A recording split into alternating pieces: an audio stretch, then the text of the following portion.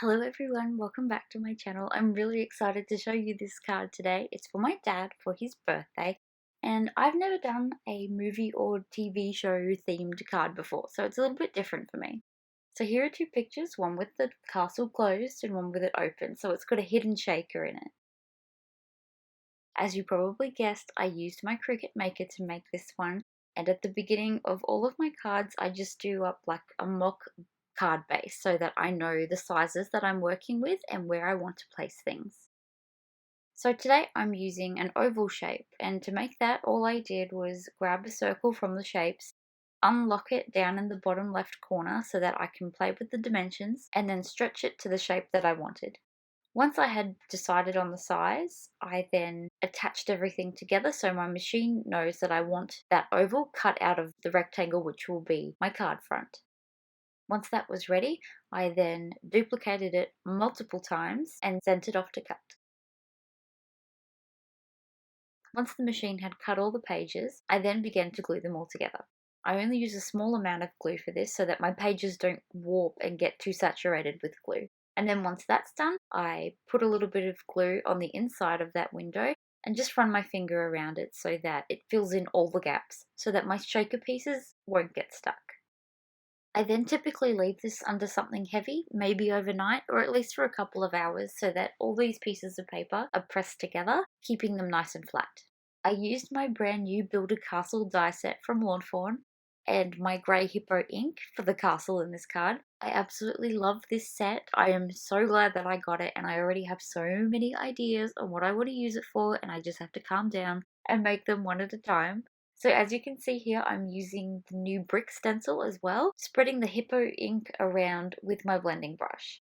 I love the tone on tone. I feel like it really worked well for this castle.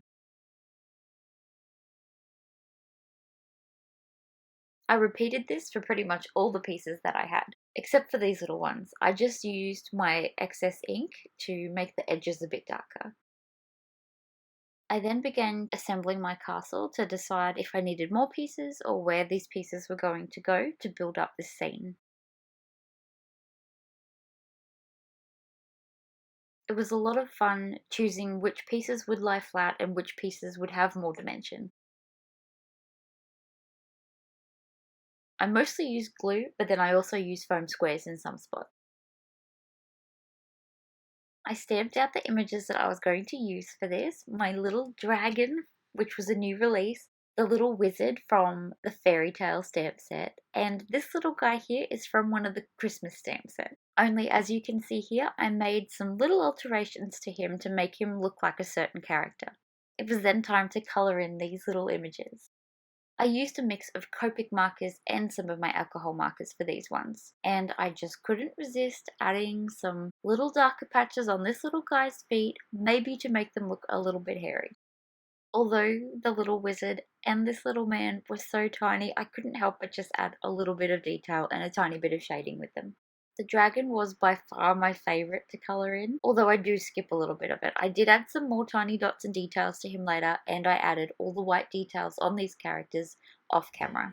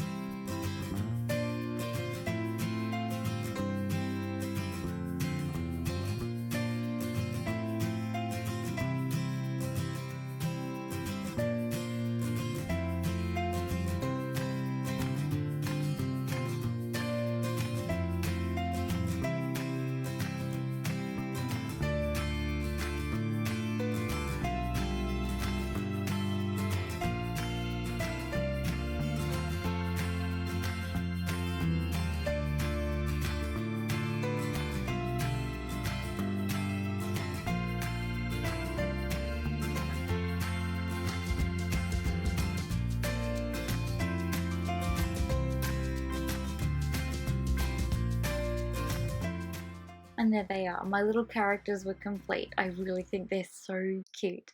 I really love that dragon, he's just adorable. Now to get working on the window or the door to this shaker card. So what I've got here is one of my little towers and my scoreboard, and I score straight up and down the middle of it so that I get a fold in it. This will act as the hinge for the whole piece. It was a little bit tricky because it was already 2 pieces of cardstock thick, so it was a little bit difficult to work with and a bit difficult to fold. I feel like I need a little bit more practice in pieces like this, but for now, this was just lots of fun. Here I am just assembling the bits of my castle.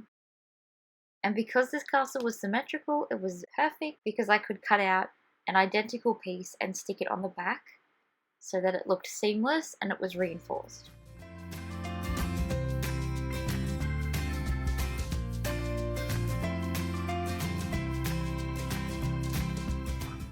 Here is where my Cricut really came in handy with this piece. I wanted a long castle piece, longer than what the die allowed, but I also needed that oval to be cut and to match everything perfectly. So what I did was play around on my mat a little bit. I measured out where it was going to cut. I'm pretty familiar with my mat now. I knew where this was going to cut and how far from the edges it would cut. And then all I did was position my oval onto where I wanted it to appear on the piece of cardstock. And there we go, perfect. And then with the die, I just ran it about halfway through my die cut machine, not all the way so that it wouldn't chop off at the wrong point. And then I just trimmed the rest with a paper trimmer, and there we go. I had my extra long piece with the oval exactly where I needed it to be. Here I am just marking out where my window starts and finishes so that I can play around with the background directly onto the card base. I just used some excess ink to darken up this area because I didn't want the gaps between my bricks to be stark white. And then I used that stencil again just to give this little area a background so that it wasn't going to be plain. I don't have the hillside stencils yet. I will eventually get them, but for now I had to make my own with my stitched hillside dies. This did come in handy, but I would really prefer the proper ones that I can just wipe down and reuse over and over again. And here I am working on my night sky. I used a mix of blue and purples, and then I used just some excess black ink on my brush to darken up the edges a little bit to make it look a bit more dark and gloomy. A quick spray of water gave my background lots of texture, and some water mixed with one of these distress inks was perfect for adding some speckles to my ground. Again, with the excess ink, it just seems to be the thing of this card. I used it to make some clouds in the sky. I really love this effect. I think it's really cute. Then, of course, would it be one of my cards if it didn't have sparkle and it didn't have stars in the sky? I used my white gold and my light gold to create the shimmery night sky. I just love that effect. This was filmed at night, so that's why my shadows are so terrible, but I thought I would just show that I did this before I went to bed. I glued down all those layers of cardstock onto my card base and then had it under something heavy so that it would adhere nicely for the next day. Gluing on my castle piece, I made sure I left a couple of gaps because I was going to stick things behind that cardstock. I cut one of my little towers in half and then lined it up with the front door piece so that it was all a little bit seamless. I just felt those edges were a little bit too skinny in the background. My castle was looking a little bit funny, so they needed those pieces on the side. As much as I love the brick wall for the back of my shaker, it was missing something. And because I was going to fill it with gems and sparkly things, I thought if they all sink to the bottom, it needed something that would stay up. So I used my watercolor pigments there again too. The sentiment with this little dragon was perfect. I don't think it could match the theme of this card any better. So I used that with some embossing ink. Here's my ink, if you're interested in what ink I use. And I used some white embossing powder for this one.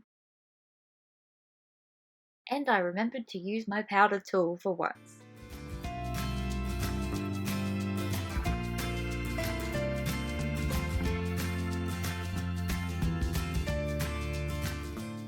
And there they are, all embossed. I cut these out with the smallest of the 3 Lawn Fawn banner dies. And then I played around with the placement of these until I was happy with them. May your day be filled with adventure. How perfect is that? Using my powder tool, I ran it all through my little shaker window so that there would be as little static as possible for these pieces to have an excuse to stick to something. I used a mix of golds and yellows and little gems and little hearts and just all the sparkly things that I could find to fill this little window. This piece of acetate was a little bit overkill. It was way too big, but it was spare and I thought I'm just going to use it and it covered my window nicely.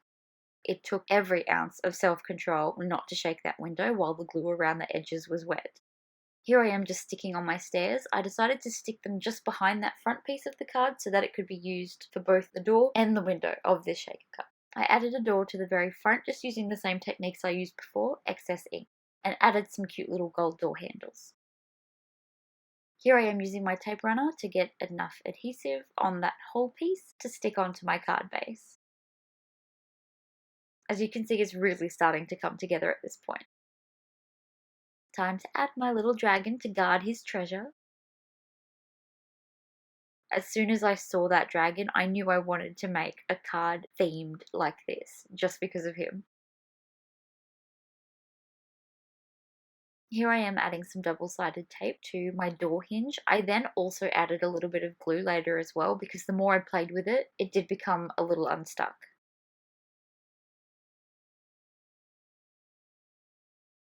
Oh my goodness, I just love the way this card comes together.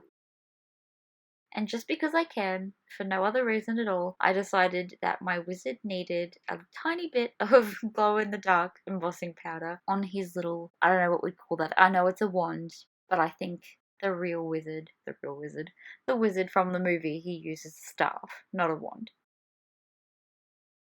My scene had a lot of colour and not a lot of white on the front of the card, so my little characters were looking a little bit odd with their white outlines.